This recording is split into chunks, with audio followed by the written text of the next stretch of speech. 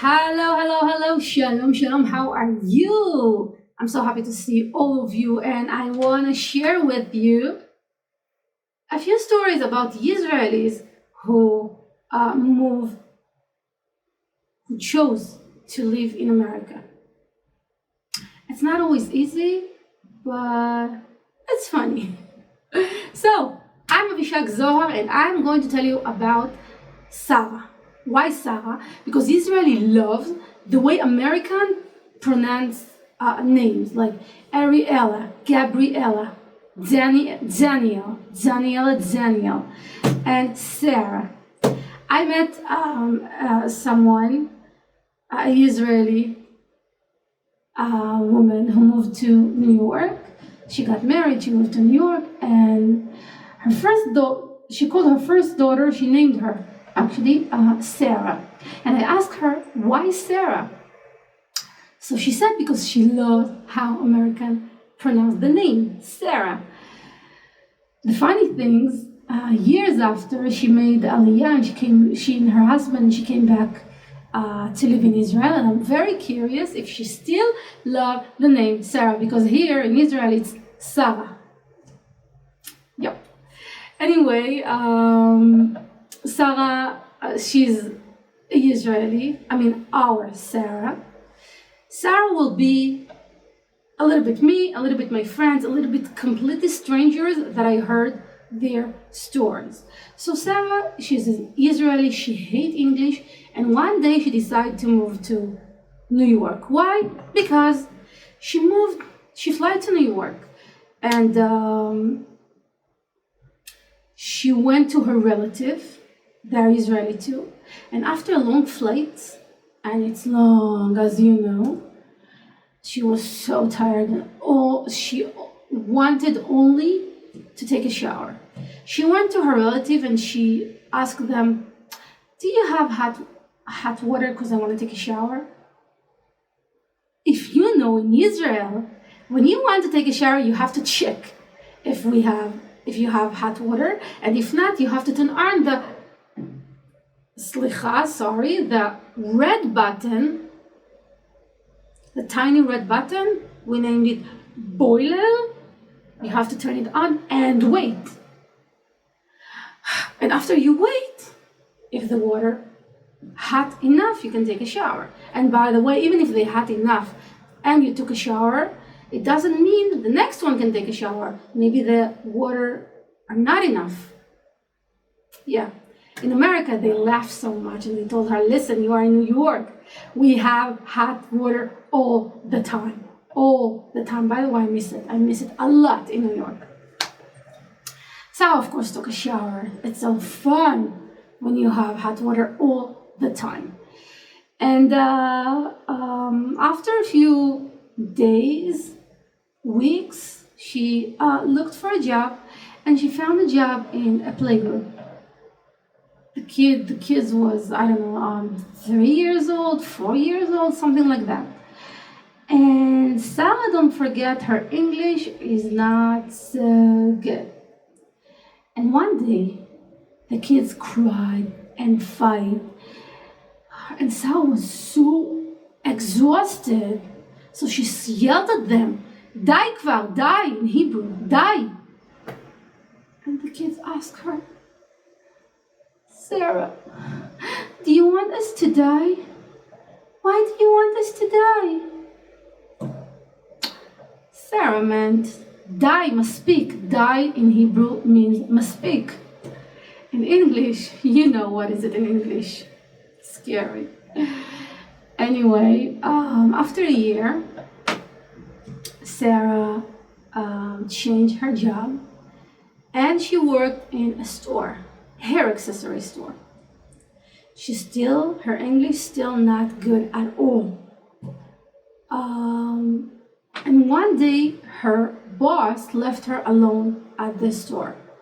Left her alone means a lot of American women who comes to buy and shop, and it's a lot of pressure for someone who never was in a store all by herself and does not know English.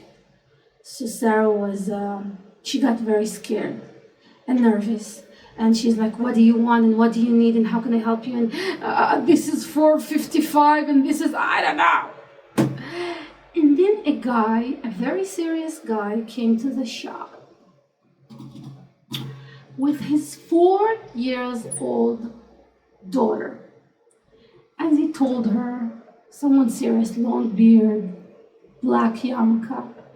And he told her, I need a headband for my daughter. And poor Sarah, she was so nervous. And everybody are asking her, everybody means for a girl, for a woman, right? And another guy, for stuff, and she don't know how to deal with it. And she's like, what do you need? The sacks over there, this is $3.50, and what do you need? A husband? And Sarah knew she's making a mistake, but she didn't know how to stop it. She didn't know how to change. She couldn't. She froze. The guy froze too. He looked at her. He was in shock. And he left the store and never came back.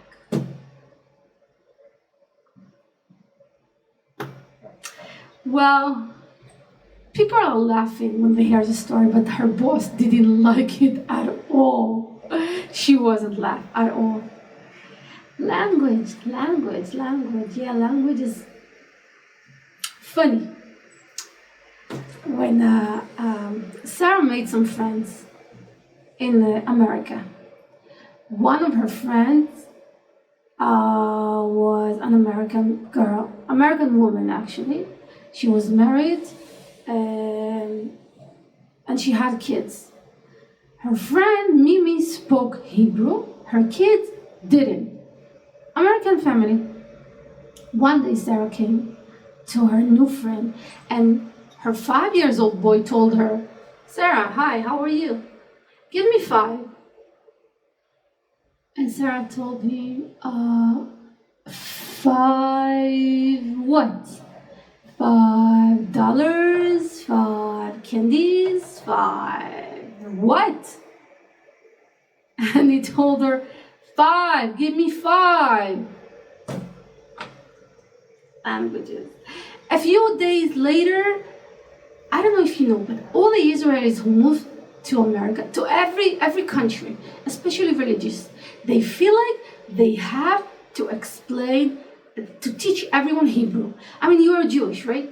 How exactly you don't talk and speak Hebrew and you don't understand? Can you explain it to me?